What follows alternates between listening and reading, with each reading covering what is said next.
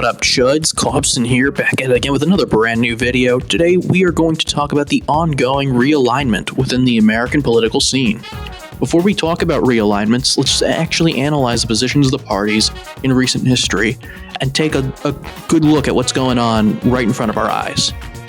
What brought this idea up in my mind was Dick Cheney's endorsement of Kamala Harris and RFK Jr.'s endorsement of Donald Trump.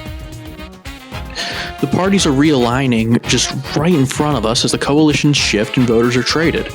The left will gain people like Rick Wilson, Bill Kristol, Dick Cheney, Bill Weld, and Christine Todd Whitman. And the right will gain people like Dennis Kucinich, Jimmy Dore, RFK Jr., Tulsi Gabbard, and Rod Blagojevich. Now, I know that some people might say, Donald Trump is a uniquely evil person and a threat to democracy, and all these Harris Republicans will go back to the GOP when he's done. But I have to ask, will they really go back to the GOP? Because with where they are on the issues, it doesn't feel like they're ever coming back. Remember, these are the exact same people who shit on Susan Collins in 2020 for being too conservative, who refused to even give Haley a chance, and didn't even give a second of attention to Chris Christie. And for the reason for people like Wilson, Kristol, and Cheney joining the Democrats is symbiotic. These people are still opposed to the progressives, just like the DNC establishment, though maybe not as much as they were before, as they now think that the center-right is anathema. But they will certainly vote for establishment Democrats in Democrat primaries, allowing for the DNC establishment to hold on to power as it becomes increasingly unpopular with the progressive wing of the party. The DNC will promise these people things like more foreign interventions, free trade, and more money for their big corporate sponsors. In exchange, they get a good chunk of the voting population, a great boost in fundraising, and a reliable block of pro-establishment primary voters who will box out the next Bernie Sanders.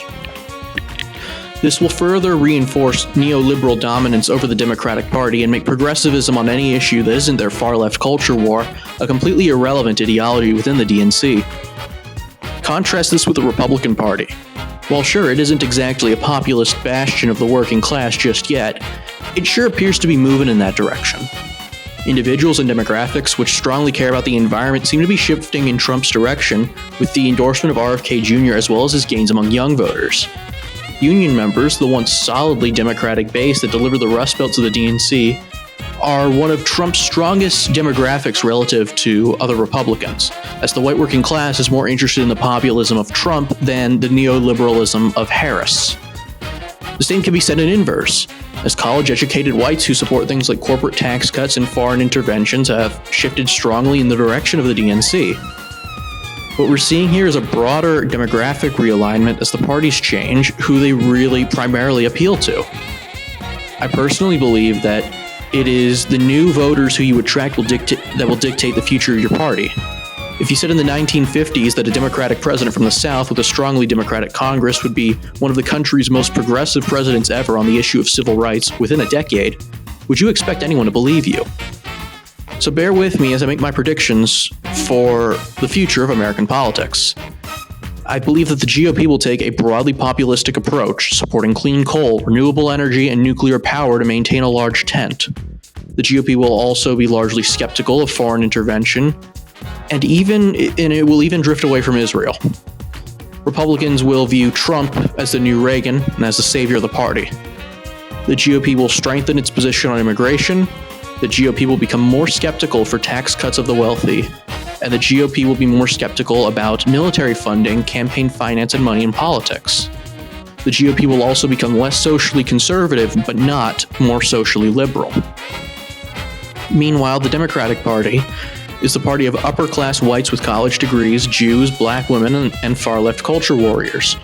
Democrats will campaign on promoting American force abroad, making business easier to do in the country, increased immigration, the strengthening of corporate power, and a style of politics more suited for the softer, higher-income parts of the country, as opposed to the more brash and populistic approach of the GOP.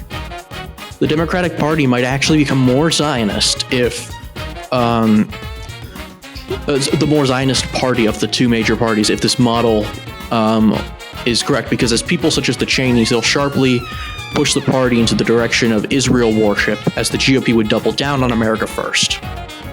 Republicans would become more competitive in urban areas, hitting as much as 40% of the vote in a lot of major cities during a presidential year, while Democrats would dominate the suburbs.